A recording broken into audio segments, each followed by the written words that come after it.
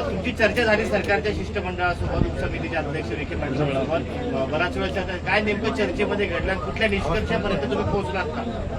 जी बाहेर चर्चा झाली तीच आतमध्ये झाली. फक्त आज ते चहा प्यायचा होता म्हणून आज चहा पेलो आणि तुमच्यासाठी खिडकी आणि दरवाजा उघडाच होता. कारण मला तुम्हाला सोडून आयुष्यात काही करायचं नाही, म्हणजे ते क्लिअर केलं. कारण हे काय प्रश्नाचं उत्तर नाहीये म्हणून हे आधी क्लिअर केलं. ज्या ज्या विषयावरती चर्चा झाली, 58 लाख नोंदी, अगोदर तिथंच कन्फ्युजन होतं. 58 लाख नोंदी आहेत का, तर राज्यात 58 लाख नोंदी सापडलेल्या आहेत. हे आता सिद्ध झालेले, ते आपल्याला तसं ते सगळा डाटा देणार आहे. 58 लाख नोंदीचा पूर्ण नावासहित एक भाग. दुसरा, 58 लाखाच्या ज्या नोंदी सापडल्या आणि कुणबी प्रमाणपत्र दिले त्याच्या व्हॅलिडिटी द्यायच्या, त्या विषयावर एक चर्चा झाली. आणि 58 लाख नोंदीतून काही प्रमाणपत्र द्यायचे राहिले, ते पण द्यायचे. ही एक विषय क्लिअर झाला. ते कधीपासून सुरू करणार आणि व्हॅलिडिटी कधीपासून देणार, हा प्रश्न त्यांना विचारला. याचं उत्तर आणि बाकीचं सगळं शेवटच्या टायमाला तुम्हाला देतो. हे झाला एक विषय. हैदराबाद गॅझेटियरच्या GR नुसार मराठवाड्यातल्या मराठ्यांना कुणबी प्रमाणपत्र वाटप करायचे. त्याला 1994चा 1989चा जो GR काढला, या नियमावलीनुसार ती नियमावली हैदराबाद गॅझेटियरच्या GRला लावायची.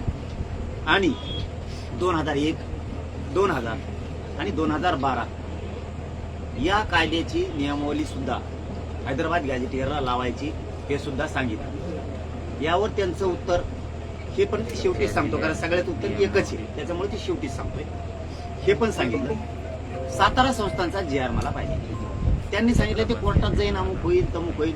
माझं म्हणणं असं होतं, त्यांना मी सांगितलं, आधार घेऊन कायदा पारित केलेला जर मान्य न्यायालयात टिकणार नसला तर 1994चा GR काढला, तो कसल्याच पुन्हा आधाराविना काढला, तो कसं काय टिकल? त्यामुळे तो पण GR काढण्यात यावा. सातारा, कोल्हापूर, अमूल, पुणे आणि बॉम्बे गॅझेटियर या संदर्भात पण त्यांच्याशी चर्चा झाली. केसेसच्या बद्दल झाली, महामंडळाबद्दल झाली, बलिदान गेलेल्या कुटुंबांबद्दल झाली. GR किती दिवसात काढताय बलिदान गेलेल्या कुटुंबाचा MIDC महावितरणमध्ये, याच्यावर सगळी चर्चा झाली. म्हणणं मला जरा पॉझिटिव्ह पारदर्शक सांग, तुमचं म्हणणं काय, तुम्हाला काय पाहिजे? काय पाहिजे म्हणजे वेळ पाहिजे का तुम्ही आत्ता देताय, कसं पाहिजे? मी वेळ द्यायला तयार अजिबात नाहीये. मी वेळ द्यायला अजिबात तयार नाहीये. म्हणलं मग लेखी द्या. मी त्याला दुसरा मार्ग ठेवला, लेखी द्या. मुख्यमंत्री साहेबाचा आणि तुमचं उपसमितीचा अध्यक्ष तुमचं लेखी द्या की आम्ही 8 दिवसाच्या आत गॅझेटियर वाटायला, ते प्रमाणपत्र वाटायला सुरू करतो. 8 दिवसाच्या आत किंवा 15 दिवसाच्या आत व्हॅलिडिटी द्यायला सुरुवात करतो. 58 लाख नोंदी सापडल्या, त्याचे कुणबीपत्र प्रमाणपत्र देण्यासाठी 2-3 दिवसात शासनाच्या अधिकृत सूचना काढतो, आदेश काढतो. असं सांगा. सातारा संस्थांचा GR काढायला ह्या आठवड्यात काढतो. मला असं लेखी द्या. गुन्हे, बलिदान गेलेल्या कुटुंबाचा विषय लेखी सांगा, इतक्या दिवसाच्या आत करतोय म्हणून. ते म्हणले विचारून सांगतोय. म्हणजे सगळ्यात उत्तर जे म्हणलं होतं शेवटी सांगतो. ते म्हणले मी जातो आता आयुक्ताशी बोलतो. हे का म्हणले त्याचं कारण सांगतो. त्याचं कारण सांगतो का म्हणले. कारण मी त्यांना सिद्ध करून दिलं, अधिकारी व्हॅलिडिटी देत नाहीत, कुणबी प्रमाणपत्र देत नाही. संभाजीनगर पासून बीड, धाराशिव, जालना, नांदेड, हिंगोली, परभणी, लातूर, धाराशिव सगळ्या जिल्ह्याचे, सांगली, सातारा, सगळीकडचे, नाशिक, जळगावचे यांना फोन लावून दिले. अधिकाऱ्यांनी प्रमाणपत्र काढले. ते इतके बोललेत अधिकाऱ्यांना आज बसून की तुम्ही थांबल्यामुळे आमच्या सरकारच्या मुळावर आलं. कारण तिथं सिद्ध झालं की खरोखर थांबवलेलं आहे. आम्ही म्हणत होतो ना थांबवलं, ते म्हणायचे नाही सरकारनं कुठं पेंडन्सी नाही आहे. हे त्यांना सिद्ध करून दिल्यामुळं त्यांनी सांगितलं की मी बैठक घेतो 10-11 वाजेपर्यंत रात्री. आता आयुक्तांशी घेतो, मुख्यमंत्र्यांशी बोलतो, सगळं बोलूनच तुम्हाला सांगतो. म्हणलं सगळं बोला, सांगा काय सांगायचं. उद्याचं आंदोलन नाही, म्हणजे आता उद्या आंदोलन करणार आहात की मग कसं? आता त्यांना तोंडरोज म्हणलं मी काहीच नाही ना, ते विचारून सांगतात म्हणलं मी आंदोलन थांबवतो. तुम्ही वाट पाहणार आहात का तुम्ही ठरलंय तुमचं? माझं पहिलं ठरलेलं आहे, त्याच्यात बदलच नाही. विचारायचंय ना त्यांना, कोणते प्रमाणपत्र द्यायचे का. हैदराबाद गॅजेटनुसार द्यायचे का? 58 लाख नोंदी सापडल्यात द्यायचे का?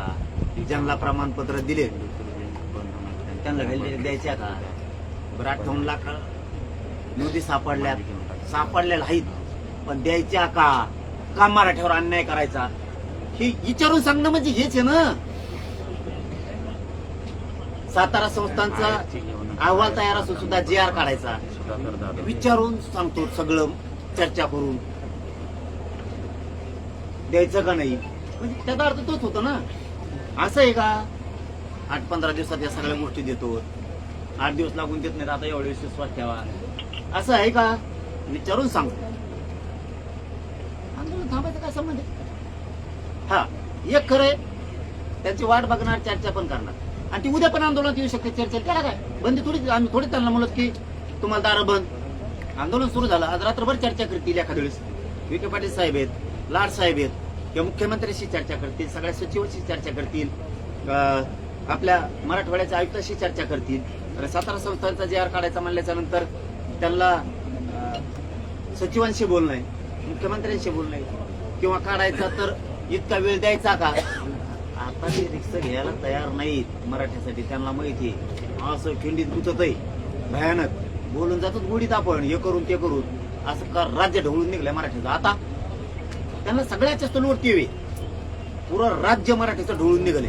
सातारा संस्थांचा JR काढिनात म्हणून अर्ध्या कोकणात आणि पूर्ण पश्चिम महाराष्ट्रात खटखट मराठवाड्यात हैदराबादचा JR काढलेला असून प्रमाणपत्र द्यायचं अख्ख्या मराठवाड्यात खटखट 58 लाख नोंदी सापडल्या असून प्रमाणपत्र द्यायना म्हणजे विदर्भासह खानदेशासह पश्चिम महाराष्ट्र मराठवाडा आणि कोकण सगळीकडे खतखती. मग ही रोष अंगावर घ्यायला परवडत नाही. आता गोड बोलायला चालतं कोणचं की आम्ही उद्या करू परवा करू त्यामुळं ते आता मुख्यमंत्र्यांना विचारणार आहेत ते सचिवांना विचारणार आहेत आणि नंतरच सांगणार आहेत. पहिल्यांदा तसं नव्हतं वाटतं डायरेक्ट तेच सांगायचे हे करू ते करू मुख्यमंत्र्यांना विचारल्याशिवाय ते सांगतील काय उद्या सकाळी सांगतील का विश्वास ठेवायचा नाही आपण. आम्ही ते आज रात्रभर त्यांनी चर्चा करावं विखे पाटील साहेबांनी लाड साहेबांनी रात्रभर उद्या त्याला काय आंदोलन सुरू झालं म्हणजे काय बॉम्ब टाकाटाकी थोडी सुरू झाली.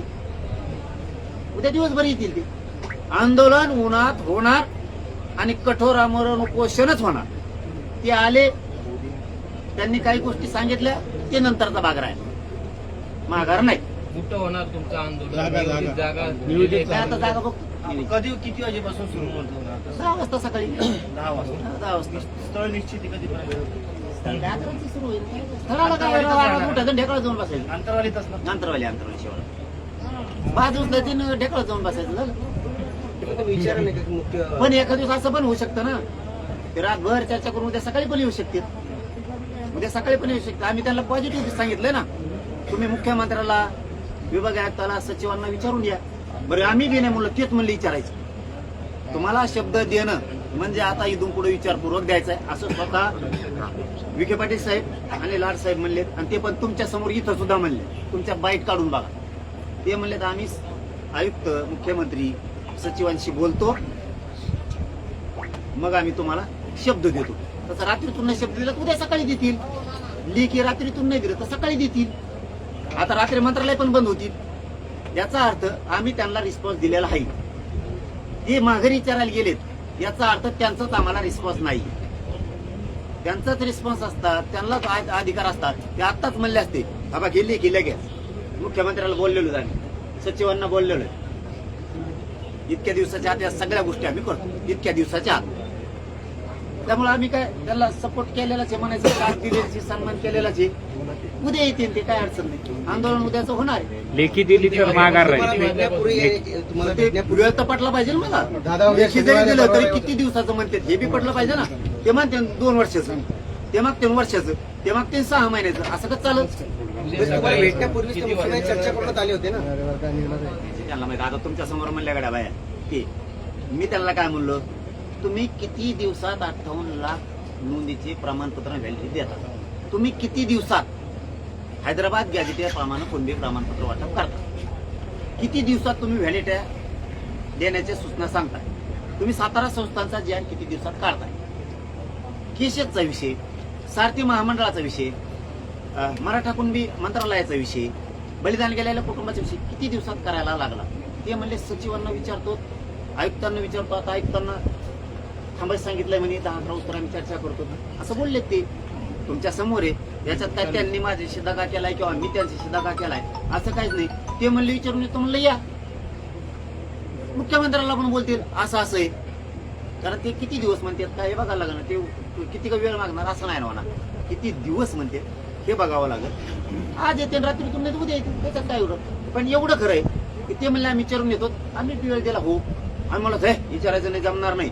तर ते म्हणले विचारा सुद्धा जाऊन द्या ना, ते कशा मागण्या मान्य करायचे. म्हणजे असं आहे का आम्ही म्हणलो का आम्ही तुमचं ऐकतच नाहीत. पण पाटील साहेब, जर तुम्हाला आज रात्री किंवा उद्या सकाळपर्यंत हवेचे आश्वासन मिळाले तर तुम्ही उपोषण करणार का? यायला धंदा झाला बा आता तुमचा. मी सांगितलंच ना उद्याचं आंदोलन आहे. मी हाकून दिलं त्यांना. नाही, पण तुम्हाला तुम्ही लेखी आश्वासन म्हणताय, तुम्हाला लेखी आश्वासन मिळालं तर तुम्ही उपोषण करणार का? आणि मी सांगितलं की दिवस बघणार. मी त्यांना इथं विचारलं होतं त्यासाठी क्लिअर करायला. तुम्हाला किती दिवस व्हॅलिडिटी देण्यासाठी पाहिजे, किती दिवस हैदराबाद गॅझेटेडचे प्रमाणपत्र देण्यासाठी पाहिजे. त्यांनी म्हणाले पाहिजे 8 दिवस 15 दिवस येतं विचारून येतो म्हणलेत ना. नाही, मला त्यांची अपेक्षा बघून जाय. पाटील, मग हे जास्त सकारात्मक नाही का? त्यांनी इथल्या इथे तुम्हाला लावण्यापेक्षा खात्रीला आहे का आम्ही तिथून काहीतरी आणू? चांगलीच गोष्ट झाली ना. मी म्हणूनच म्हणलं ना, मी का त्यांना हाकलून दिलं का?